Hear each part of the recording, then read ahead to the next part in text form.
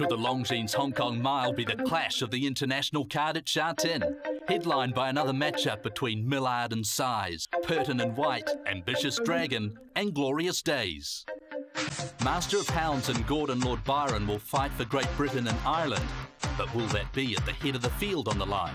French filly Siyuma is seeking a remarkable global Group 1 hat-trick, while Don Bosco is presented to win his first for owner Omar Sharif. Extension has twice won an international Group 1 mile. For good measure, trainer John Moore has decided that former Italian Packing Whiz deserves his shot to win, along with Packing OK. Whatever happens, Pure Champion is also likely to be an apt descriptor of the winner's quality, and maybe Sadamu Patek or Grand Prix Boss can rise from Japan's Mile Championship to fit the bill. The Longines Hong Kong Mile, a classic Group 1 contest to turn on competitors to produce their best, and if all do, it will be some battle indeed. It's shaping as the contest of the day, the rematch between reigning Hong Kong Horse of the Year, Ambitious Dragon, and Glorious Days. Glorious Days flying to the line in the lead up to this race, wearing blinkers for the first time, and certainly caught the connections of Ambitious Dragon by surprise. It was an interesting race that, and from the draw, Ambitious Dragon came up with the 11 this morning, so he's going to have to go right back by the looks of it. Those blinkers really helped Glorious Days to be handier in the run last start, so from barrier number 3, I think Douglas White will be giggling to himself at the moment that he's come up with a very, very good draw. Firstly, let's take a look at some of the better track work, and we're going to kick off with Ambitious Dragon. Now, interestingly, this gallop was back on the 29th of November, so hasn't done any work for a while, Ambitious Dragon, and Tony Millard obviously wants to take him in fresh, I think, which is a very interesting thing. He was a bit flat second up, Extension on the far side, working with a sprinter, and Extension was a limited prep. I think John Moore would have liked one more run under the belt. But having said that, he's got the class, and you know, he's still going in an improved horse on his last run. Gordon Lord Byron, I should say. I think interesting speed influence in the race, and appears to arrive. What I thought moving quite fluently.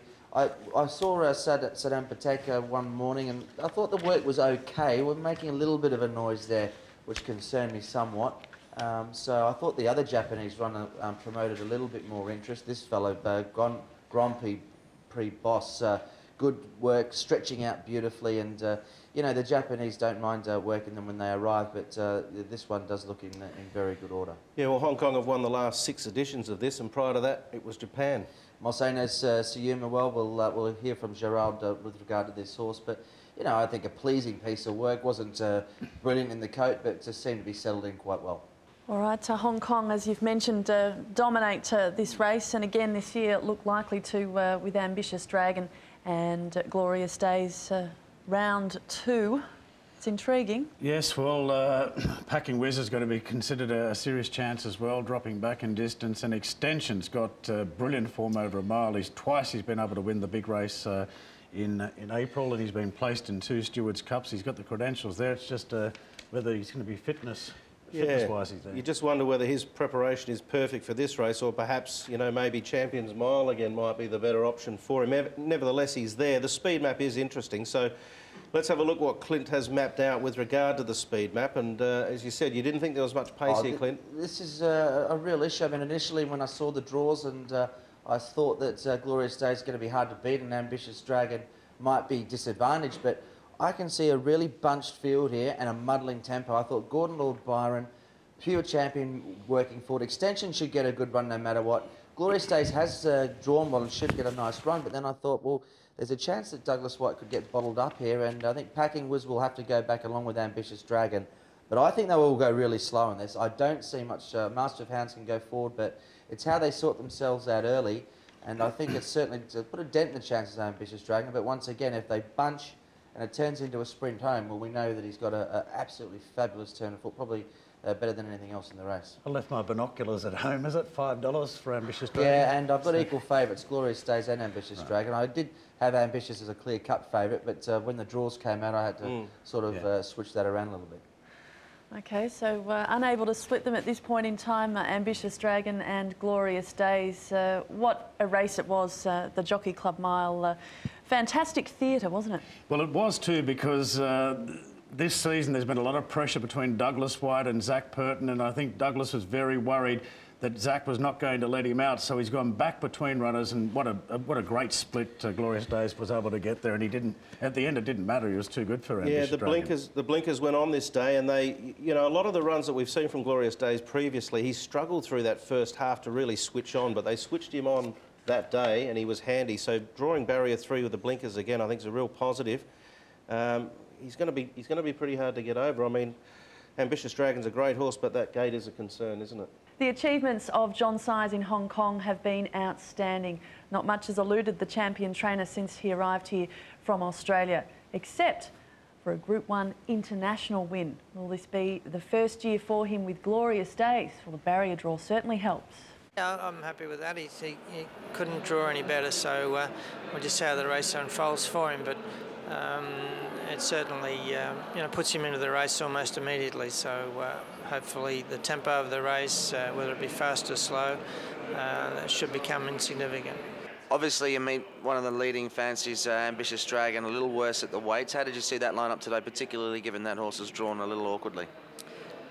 Yeah, well, I'm not sure Ambitious Dragon, I mean, on his day, he puts in a big performance. He's unbeatable, you know, so we just have to ride our luck and hope that we're good enough. Tempo of the race could be a little interesting, though, couldn't it? Because it's sort of hard to work out if there's that much pace, but that shouldn't worry you from that gate. Well, I don't think it concerns him that much at a slow run race, because he's got a quick turn of foot. So even the horses that can sprint quickly in slow run races, it doesn't always affect them. Even if they're the last one to go, they can still pick them up. So I'm not too concerned about that. You've just got to be able to get mobile at the right time. John Moore saddling up some key chances in the race, in particular Packing Whiz. Yeah, well, I've got a lot of time for this horse, and it seemed as though he just didn't stay out the 2,000 metres in the Jockey Club Cup, so that's the reason that they brought him back to the mile.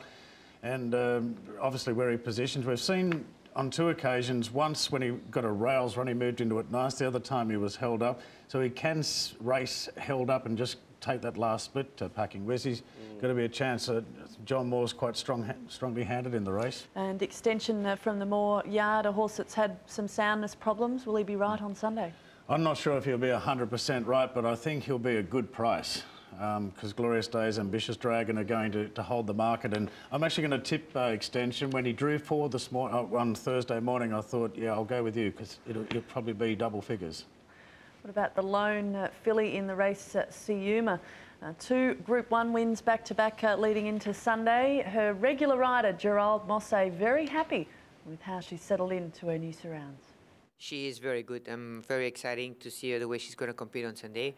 I think the mile is exactly, I think it's perfect distance. I used to ride the full brother and win a Group 1 in France. The way she's coming up, she won 2,000 meters the other day, but she was a bit, I was a bit keen, and pace was not strong enough. I believe the mile will be much better, and the rhythm will be help me. So even the ground, she can go every ground, even if it's gonna be soft. I don't think so it will be, but even the cut on the ground will be help as well. She go everywhere. And what's her race pattern? She looks versatile, handy or back or wherever she's happy. She is very easy to ride, and she have a big stride and good action. So if the pace is too slow, I will have to be close, I believe, to the pace. If they go fast, I have plenty of time. She have a very strong turn of foot. It's very easy for me to figure it out. All depends the rhythm. Yeah, the connections of Siuma have been quite bullish about her chances right throughout the week. She's tough, she's high class. She is. Some of the fillies and mares have come here and haven't performed that well in the mile. I mean, Dargina came here with a pretty decent rap 4 or 5 years ago. She could only manage 3rd. Sarpressa likewise. So she's going to need to be at her best for me. I like the fact that it seems as though she can be able to go forward a bit in the race, so if she's up there in about 3rd or 4th, that's going to be a big bonus. What about the Japanese colt, Sadamu Patek? Wasn't exactly an eye-catcher at track work during the week. No. His rider trying to urge him along. He's pretty lazy. I thought it was making a bit of a noise one morning. Nothing drastic, but I like the way Grand Prix Boss has gone. And look, Grand Prix Boss, runner-up in the 2 best mile Group 1s in Japan. That's serious form. I think he's got the credentials to do well. He's drawn a gate. Might be, you know, he might be one that's over the odds as well, I think, come the weekend. His form looks very strong, doesn't it? And he looks a really big horse. I'd be interested to get and hear Jenny's report on him, Grand Prix boss, because he looks a real monster. And as we said before, Hong Kong have won the last 6. Prior to that, it was hat-trick Japan. So I'm going to be glass half empty with them. You can deal me out of both of them. Not interested? Not interested. What about the horse with the noble name, Gordon Lord Byron? Oh, it's a bit of a mouthful, and it's interesting. Here the horse comes over a mile in Hong Kong for one of the big races in the world. This is the 1400 metres, winning on heavy ground at Longchamp. Now, going back through his form, he did race over a mile as a juvenile when he was in the maiden races and was placed on 2 occasions and unplaced on another. So there's got to be a big query about him running a strong mile, whereas most of these, you know, are guaranteed at it. That's true, and that race we saw before just there was on a heavy track. It doesn't look like we're going to get those type of conditions. I'm a bit like you, Darren. I mean, he's a nice horse, a young horse on the way up, but is he ready to take on a mile of this calibre at this stage? Got my question marks next to that. Will the Bohemia flag be flying for the Hong Kong Mile this year and continue the dominance of horses trained here?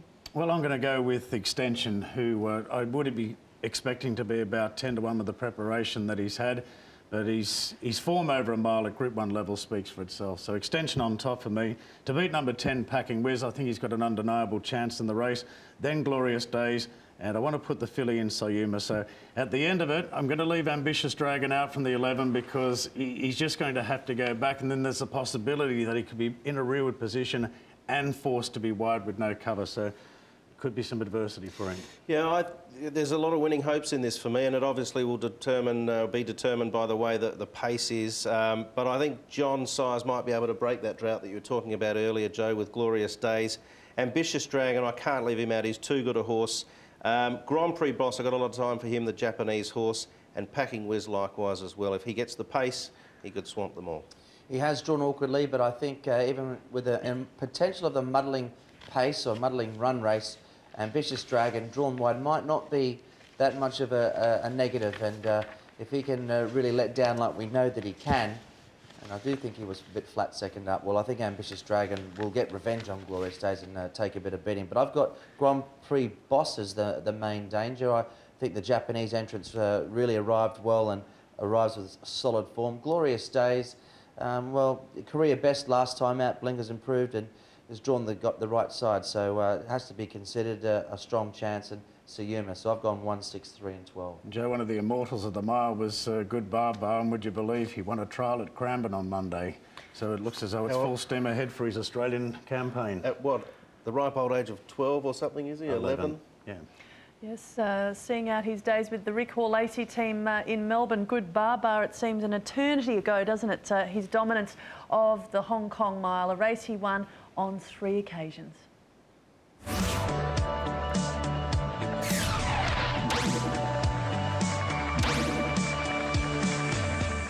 Well, when I first saw him, he had a bit of presence about him and he looked a classy individual. And I remember we had him only trotting for the first couple of weeks. And already at that time, I called a friend in Germany and said to him, listen, this is the first time I got a real class horse into my stable. I think this is a group horse. Didn't know that he was a Group 1 horse, but I always thought he would be a group horse, and he ended up to be that class. Good Barbara, half-head to Cracador. Well, I would say this was probably one of the most satisfying moments in my whole training career, because I always believed in the horse, and I kept telling to everyone, I said, don't fail this horse is really a superstar, and he will come good for the big day.